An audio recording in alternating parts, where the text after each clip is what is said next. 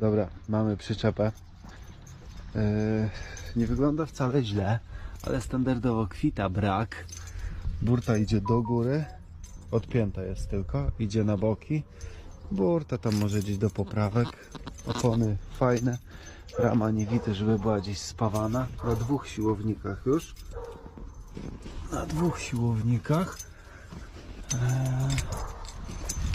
Zaraz jeszcze wejdę w górę, zobaczmy podłogę.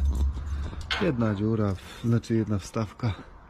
Wodę można by było wozić. Prosta, niepogięta. Tutaj mamy też odpiętą. Wszystko jest, o fajnie, bo ma takie zabezpieczenie. Nie, no jest gites. Kurwa, ten.